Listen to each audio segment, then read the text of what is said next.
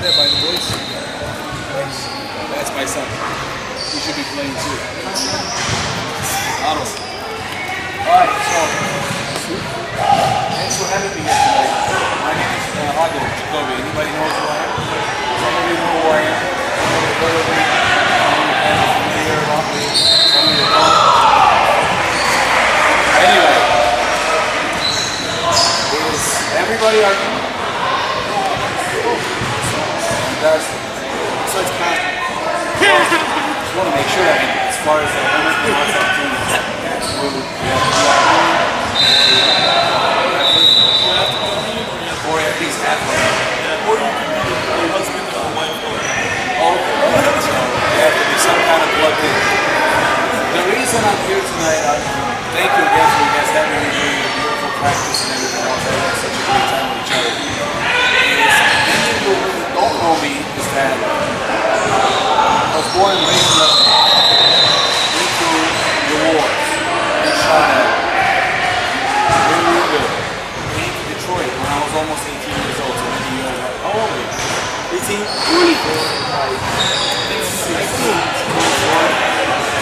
So about 16 to 20 something. Anyway, about your age, I came out myself to Detroit, out of all places. It wasn't like LA, it wasn't in Glendale, somewhere that was practically no Armenians whatsoever.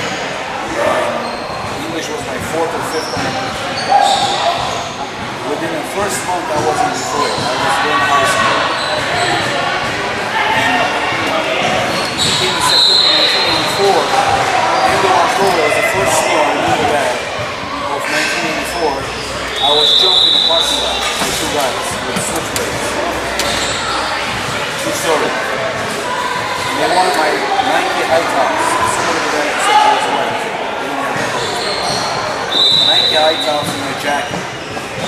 But it's coming, first of all, being Armenian, second of all, coming from Lebanon and being a fighter. I wasn't just about to give him my shoes and my jacket. As you understand. Long story short, I sliced one of them straight across from one side to another with a bayonet that I purchased a week before for $5. Those two guys didn't want to continue the fight that was exposing me, and one of them took off and I went after him for a while. I couldn't catch him and he came back. My intentions was literally to kill that guy. Meanwhile, there was all kinds of police and I was arrested. The reason I'm telling you the story is that this is the first month in America I should have been in jail for manslaughter or whatever it is. I have no idea. But the Lord, God it is, was watching over me. I have no idea why. I didn't find that out until I was 40 years old.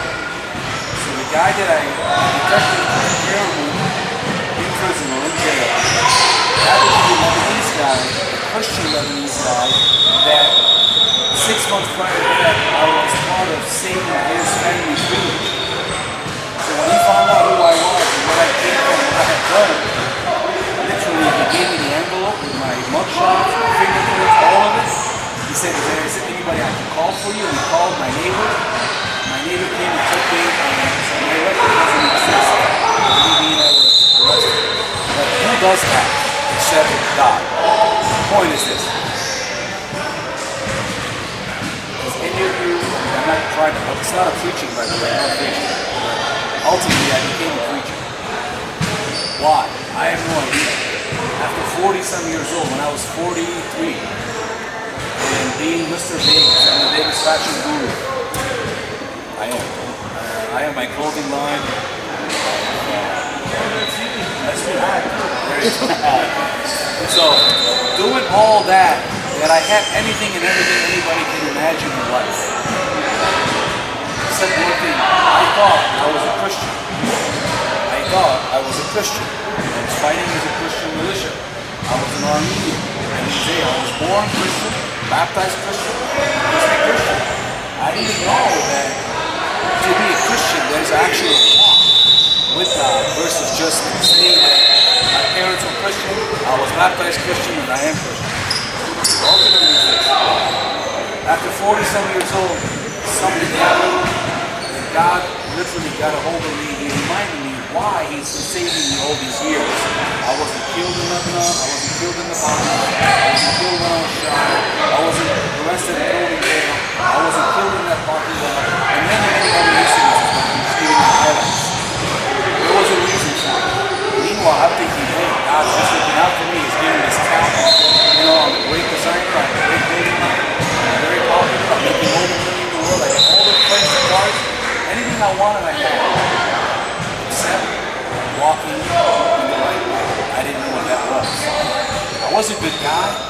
I didn't do drugs, hardly drank, I didn't gamble, took care of my family, but I was away. See, did you hear what I just said? I didn't do any drugs, I didn't drink that much, I didn't gamble ever, and I took care of my family.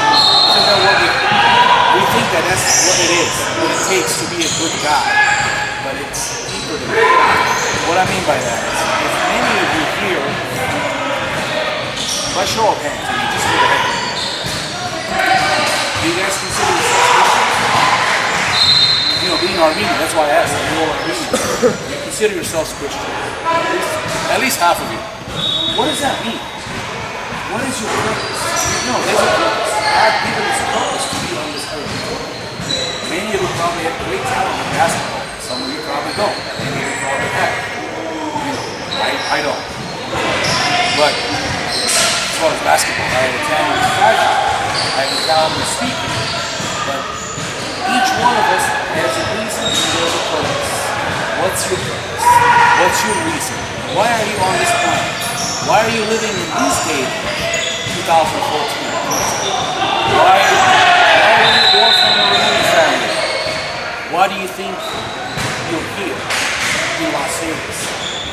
Maybe some of you have artistic talents. Maybe some of you have something else inside of you that nobody else knows that you. But those things are given to you by God. And what it is,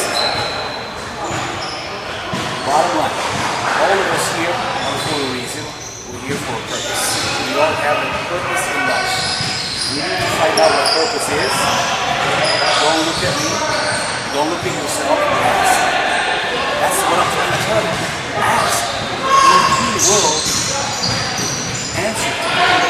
If you ask Jesus, what's my purpose in life? He will tell you exactly what it is. If you say that, Lord, I'm ready for you to guide me. See, purpose could be two things. You could be a great basketball player and make $1 million or $10 million or $100 million a year, and also serve God. See, ultimately, it's all about His economy and His kingdom. We all are in His economy. We're all here to do something for God in our kingdom. Why are we called Armenians? Why are we called Christians if we don't have nothing to do with it? We could have been just atheists. We could be just anything else. We could call ourselves atheists. The bottom line is this. We were born Armenian. We were born Christians for a reason. Our parents maybe told that us in the beginning, but then some now are not probably telling us as much or understanding. Or maybe they kind of walked away with it. It happens to every single one of us. What I want to say is this. We happen to have the first Armenian church in Las Vegas. All of you know where it is? First Armenian church in Las Vegas. I mean, this is historic to begin with. And then it's monumental because it's in the middle of Las Vegas. Third, we have a brand new young priest. By the way, he sent his regards. He's willing to come even to play with you guys. He's willing to be part of the soccer team and whatnot. We have a young priest, about my age, and he's really eager to get everybody going as far as the Armenian movement life really to be blossoming. Why do we care about it? We care because every single one of us, together we can make this amazing community, ultimately shining and lifting the world. The whole world is watching us. We're in Las Vegas. Remember Las Vegas, everybody thinks we all live in casinos, right? If anybody has relatives outside of Las Vegas, most of them think that we live in casinos. We don't live in casinos. We live in regular homes, we go to regular schools. Here we're playing in the gym, basketball, and whatnot. We're part of the community. We represent something. So why don't we represent where we are also? Bring. On Friday nights, I'm the preacher of the church, by the way. After all these years being Mr. Las Vegas, he's becoming a preacher. I travel all over. I preach in all the different churches. I evangelize the Word of God and I teach the Bible. The reason I do that is because I discovered that it was the most amazing book I ever read in my life. You know, don't get me wrong, I read it when I was your age or even younger. I read it many times, it was amazing, but it was nothing exciting. Now that the Lord opened up my eyes and I see so much in it, I can't get enough of it, and I want to share it with every single one of you. I teach it every Friday night for 1 hour. you're more than welcome to come and join. It's free. It doesn't cost nothing. You know, we also have free Armenian food every Friday, 8 to 9 and 9 o'clock. And then on Sundays, I do the English portion. So I do it in English. Everything I do it in English so everybody can get it in case somebody doesn't know. Anyway, that's it. I don't want to bore you guys anymore. I just wanted to reach out to show the young community how was you guys? I came to America about your age. I started, I made it, and I thought it was it. Until I found out that I had nothing without him. Any questions? So you guys go back to your time. Any questions? Any whatsoever? Ask me. Shoot it. At least one. None. Anyway, thank you guys. I appreciate all of you. Again, Friday nights. Also, if you don't want to show up, 777god.com is my website. 777god. Davis and God. Jackpot. I got 700 videos. I teach the Bible in English. Verse by verse. All kinds of great stories. There's a story that's about CCW and Christianity. Check it out. It's worth it. You know what CCW is? You see a weapon from me. I carry a gun. It's always on me. I'm a preacher with a gun. It's not the point. Key is this. CCW is you have the real right to carry. You have the right to carry a weapon concealed. That being said, now there's a whole teaching about it about what that has to do with being a Christian. That's all. Thank you very much. I appreciate you guys. God bless you. Not bad. All right, you too.